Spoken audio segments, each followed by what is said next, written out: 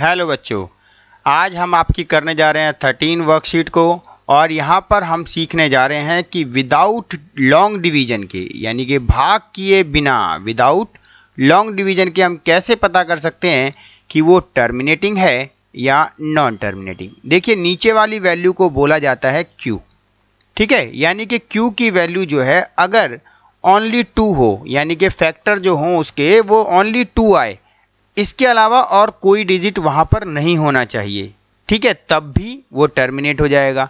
या नीचे 5 हो, ओनली 5 यानी कि फैक्टर होने चाहिए 5 के, जैसे 2 के फैक्टर का मतलब है नीचे 8 है तो उसके फैक्टर आएंगे 2 की पावर 3, ठीक है जी। और अगर नीचे मान लो 125 है तो उसके आएंगे 5 की पावर 3। तो इसका मीनिंग क्या हुआ कि यानी कि प्राइम फैक्टर जो होने चाहिए सिर्फ उसमें 2 आना चाहिए या उसमें 5 आना चाहिए, और एक और खास बात, या दोनों ही आने चाहिए।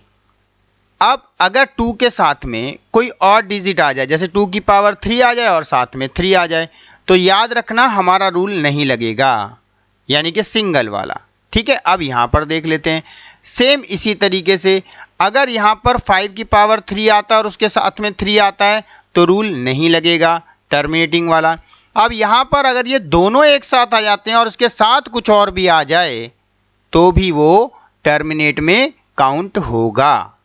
कहने का मीनिंग है कि यानी कि रूल बना आपका 5 की पावर n और 2 की पावर m, आगे पीछे इन्हें लिख सकते हैं आप, कोई बात नहीं है। आप समझने के लिए आप ये समझ जाइए, या तो सिंगल 2 आए नीचे या सिंगल 5 आए नीचे डिनोमिनेटर में यानी कि हर में, या दोनों एक साथ आए। अगर सिंगल आते हैं तो उसके साथ और कोई भी नहीं होना चाहिए, यानी कि अदर नंबर इनके अलावा, और अगर 5 आता है तो भी नहीं होना चाहिए। अगर अब हम ये समझते हैं अगर दोनों आ जाएं फिर कोई भी नंबर आ जाए तो वो टर्मिनेट हो जाता है, उसे टर्मिनेटिंग नंबर ही कहते हैं। तो अब हम पहले क्वेश्चन को सीखते हैं कि आखिर उसे हम कैसे सॉल्व करेंगे, उस तरीके से आप जल्दी से सीख जाएंगे। तो बच्चों देख रहे हैं पहली वैल्यू में आपको दे रखा है 10500। अब खास बात मैं आपको बता दूं कि अगर लास्ट में 0 आ जाए ना तो वैसे ही समझ जाना कि उसमें 2 भी फैक्टर आएगा और 5 भी आएगा, क्योंकि आपने 1 मार्क्स में एमसीक्यू के एग्जाम में क्वेश्चन करने हैं और तेजी से आंसर देने हैं, वहाँ फैक्टर नहीं करेंगे, आप चेक नहीं करेंगे। सिर्फ अगर आपको ये लग रहा है कि लास्ट में 0 है तो समझ जाओ, डायरेक्ट लिख दीजिए कि आंसर है टर्मिनेटिंग, ठीक है। तो आपको बताना था कि वो टर्मिनेटिंग है या नहीं विदाउट डिवाइड। तो हमने बता दिया कि भाई लास्ट में 0 आ रहा है, 0 का मतलब क्या होता है 2 × 5 फैक्टर है, इसलिए ये टर्मिनेटिंग है। पूरा आपको सॉल्व करने की जरूरत नहीं है, ठीक है। लेकिन अगर आप सॉल्व करना ही चाहते हैं तो आपको कैसे करना पड़ेगा उसका भी इजी वे बता देता हूं। 105 × 100, देखो एक तो फैक्टर करने का तरीका ये होता है कि आप ऐसे एलसीएम लेके फैक्टर करते थे, एक और इजी वे सीख लीजिए। अब हमने इनको इजी कर दिया, यानी कि 2 0 तो 100 अलग कर दिया, 105 अलग कर दिया। अब इसे लिखेंगे तो क्या लिखेंगे 15 × 7, और इसे कैसे लिखेंगे 10 × 10। देखो फैक्टर भी इजीली सीख जाएंगे आप। अब 3 × कितना हो गया 5G, और ये हो गया आपका 7G, और 2 × 5G, और 2 × 5G।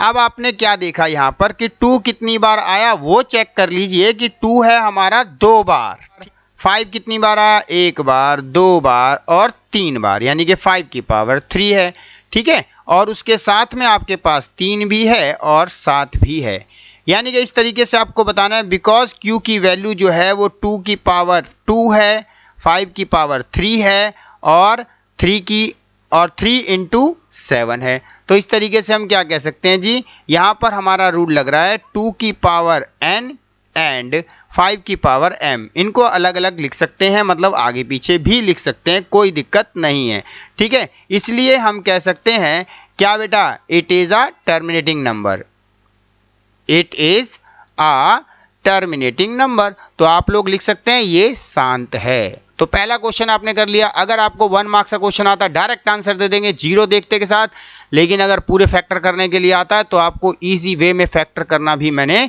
सिखा दिया है। तो चलिए अब हम सीखते हैं नेक्स्ट क्वेश्चन को। नेक्स्ट क्वेश्चन नंबर 2 सीख लेते हैं। इसको भी क्या दिया हुआ है हमारे को, अपोन में वैल्यू दी हुई है 450, और हमसे पूछा गया है कि आपको बिना डिवाइड करे ही बता देना है कि आखिर डेसिमल कितने आएंगे। डेसिमल का मतलब है कि जब हम इसे डिवाइड करेंगे तो पॉइंट के बाद कितने डिजिट आएंगे आपको वो बताना है, इसके प्लेसेस बताने हैं। तो सिंपल वे में पहले हम इसके फैक्टर करते हैं। तरीका मैंने आपको समझाया, 45 × 10 कर देंगे, 1 0 है तो। अब 45 को कैसे लिखते हैं आप, 3 × 3 9 हो गया, 9 5 जा 45 और 2 × 5। देखिए कितने इजीली फैक्टर करना सीख रहे हैं आप लोग। तो यहाँ पर 3 कितनी बार आया जी, 2 बार, और 5 कितनी बार आया जी, 2 बार, 2 कितनी बार आया, 1 बार। तो आप ये देखिए कि मेन तो इनका पेयर चाहिए होता है, ठीक है। जो पावर मैक्सिमम, इस पे पावर मैक्सिमम कितनी है, पावर है 2 की, और इसका मतलब जो मैक्सिमम पावर 2 दिखे ना, शॉर्टकट बता रहा हूं मैं आपको, ये मैक्सिमम पावर जो दिखे आपने आंसर वही देना है, उतने ही डेसिमल। मैक्सिमम पावर कितनी है, 2, तो इसका मतलब 2 डेसिमल आंसर है। लेकिन अगर आप पूरा डीपली सीखना चाहते हैं तो देखिए इसको ऐसे लिखते हैं, 153 अपोन में 450 था आपका। अब उसे कैसे लिखेंगे, 153 और नीचे आपने फैक्टर कर दिए हैं 3 की पावर 2, 5 की पावर 2 एंड 2 की पावर 1। तो एक 2 कम रह रहा है क्योंकि उसकी पावर सेम होनी चाहिए, तो हम 2 की मल्टीप्लाई ऊपर कर देंगे और 2 की मल्टीप्लाई नीचे कर देंगे। ये रूल होता है, इसे सीखना है तो आप सीख सकते हैं। और अब देखिए क्या है, नीचे की पावर सेम आनी जरूरी है, और जो पावर दोनों की सेम हो जाती है उतने ही डेसिमल आंसर होता है। तो यानी कि देखो हमारे पास एक कम था 2, इसलिए मल्टीप्लाई 2 कर दिया क्योंकि इसके ऊपर पावर 2 थी और इस पे 1 थी। जितने ये कम होंगे, चाहे 5 कम है तो 5 की मल्टीप्लाई, अगर 2 कम है तो 2 की मल्टीप्लाई। अब देखो इनकी पावर सेम कर दी, लेकिन मैंने आपको बिल्कुल शॉर्टकट बता दिया है। शॉर्टकट क्या है, जिसकी पावर दोनों में से बड़ी हो, दोनों आने चाहिए, ठीक है। जब दोनों आ जाते हैं और जिसकी पावर बड़ी होती है वही हमारा आंसर होता है, उतने ही प्लेस आंसर कहलाता है। तो ठीक है, आपको बताना था दशमलव के बाद कितने पदों तक निकाला जाएगा, तो आप बता सकते हैं कि 2 पदों तक ही निकाला जाएगा। हिंदी मीडियम वाले भी झट से कर डालिए। चलिए आगे लास्ट एंड फाइनल क्वेश्चन करते हैं। और आपको इजी वे में इसलिए सीखना है बच्चों क्योंकि आपको एग्जाम में जो आंसर देने हैं वो झट से देने हैं। आपको मैं डीपली भी बता रहा हूं और आपको शॉर्टकट भी बता रहा हूं। तो चलिए नेक्स्ट क्वेश्चन को करना सीखते हैं। चलिए बच्चों, क्वेश्चन नंबर है आपका 7। सेम क्वेश्चन है, देखिए इसमें खुद ही हमें दे रखा है 3 to 7 और नीचे है 2 की पावर 5 और 5 की पावर 2। क्लियर है जी। आप देखिए कितने कम रह गए, ये तो मैंने आपको बता दिया। आंसर तो आप ऐसे ही झट से दे दोगे क्योंकि पावर मैक्सिमम कितनी है, 5। आंसर 5 ही है, टिक मार लीजिए।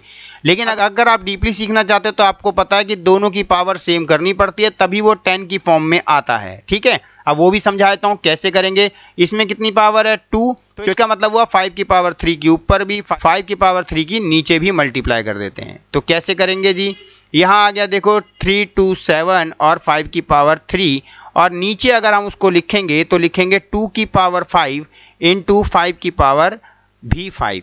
तो इसको हम और कैसे लिख सकते हैं, देखो इजी वे में कैसे करते हैं, 3 to 7 इंटू 5 की पावर 3, और इसको आप लिखेंगे कैसे, 10 की पावर 5। और इजी करना चाहते हैं और इजी वे में देख लीजिए कि आखिर वो निकल कर कैसे आता है, तो आप आसानी से सीख जाएंगे कि 5 0 इसके साथ आ जाएंगी और आप 5 डिजिट छोड़कर ही पॉइंट लगाते हैं। तो इतना सब करने की जरूरत क्या है भाई, एक नंबर लेना है तो हम यहीं पर देख के झट से आंसर दे देंगे। आंसर है 5, ठीक है।